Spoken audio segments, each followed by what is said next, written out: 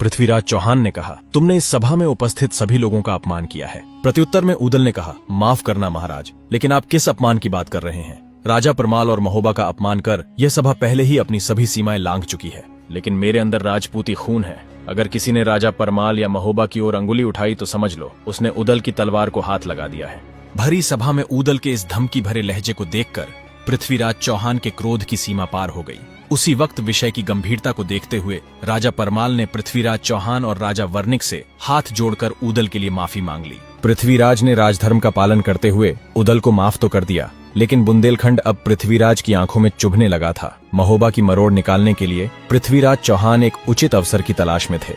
एक दिन राजा परमाल राज दरबार में बैठकर उदल की वीरता की चर्चा अपने सभासदों के सामने कर रहे थे। तभी आला उदल का मामा माहिल वहां आ पहुंचा। माहिल ने महाराज की बातें सुनकर कहने लगा, क्षमा करें महाराज, उदल तो साधारण सिपाही है, वह कब से तलवार चलाने लगा। भांजे की वीरता से मामा प्रभावित नहीं था। माहिल ने कहा, माना कुछ छोटे मोटे युद्ध जीत लिए होंगे उदल ने, किंतु छोटे मोटे युद्धों से कोई शूरवीर तो नहीं बन जाता महाराज। माहिल की बातें सुन राज दरबार में बैठे सभी सामंत एवं राजा परमाल खुद इस बात से चौंक गए। राजा परमाल ने कहा, माहिल तुम अपनी सीमाएं भूल रहे हो। माहिल ने कहा, क्षमा महाराज, किंतु यदि यह उदल वास्तव में वीर होता तो मांडवगढ़ में उसके पिता का सिर आज तक टंगा नहीं रहता महाराज। जब तक दक्षराज और वत्सराज के सिर मांडवगढ़ से लाकर उनका अंतिम संस्कार नहीं कर दिया जाता तब तक उनकी आत्मा को मुक्ति नहीं मिलेगी। तो अगर उदल वीर है तो इस कार्य को पूरा करके दिखाए।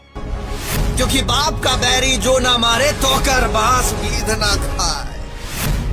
उदल ने कहा, मामा जी ऐसी ही बात है तो आप ही बता दीजिए, क्या बात है? माहिल ने कहा, प्रिय भांजे उदल, मांडवगढ़ में तुम्हारे किसी पूर्वज की खोपड़ी टंगी है। अब तुम अपनी माँ से जाकर पूछो कि यह खोपड़ी किसकी है, वही बता पाएंगी, क्योंकि मेरी इतनी हिम्मत नहीं है कि मैं तुम्हें सब कुछ बता पाऊं। ये सुनते ही उदल एक क्षण के लिए भी राज दरबार में नहीं रुका और सीधा अपनी माँ के पास जा पहुंचा।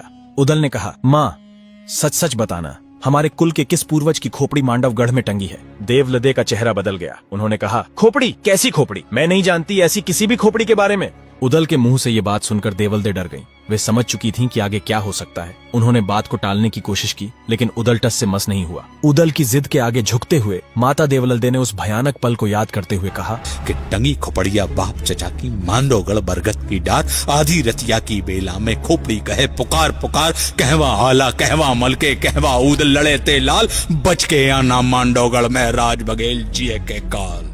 उदल की जिद के आगे झुकते हुए माता देवलदे ने उस भयानक पल को याद करते हुए कहा, बेटा जब तू मेरे पेट में था तब मांडवगढ़ के राजा जंभे ने महोबा पर आक्रमण कर दिया। उन्होंने तेरे पिता और चाचा का सिर काटकर उसे बरगद के वृक्ष पर टांग दिया। पिता और चाचा के साथ हुए अमानवीय व्यवहार से उदल क्रोध से जल उठा। उसके भीतर बदले की आग भड़क उठी और उसका चेहरा गुस्से से लाल हो गया। उदल का क्रोध इतना प्रबल था कि उसे देखकर माता देवलदे का दिल भय से कांप उठा। क्रोध में रक्त प्यासी आंखें लिए उदल ने प्रचंड गर्जना के साथ माता से कहा, महादेव की सौगंध, उन दुष्टों के सिर काटकर आपके चरणों में न रख दूं, तब तक मैं आपको अपना चेहरा नहीं दिखाऊंगा। भय से कांपती देवलदे बिना समय गवाए मल्हना के कक्ष में पहुंचकर उनके चरणों में गिर पड़ी। मल्हना जो उदल की धर्म माता थीं, को सारी घटनाओं की खबर पहले से ही मिल चुकी थी। उन्होंने उदल की ओर देखा और फिर गंभीरता से देवलदे से कहा, हमारे पुत्र ने पहली बार युद्ध में जाने की इच्छा जाहिर की है। देवलदे, हमें उसे रोकना नहीं चाहिए। अपने प्राण का मोह तो केवल कायर और मूर्ख करते हैं। आगे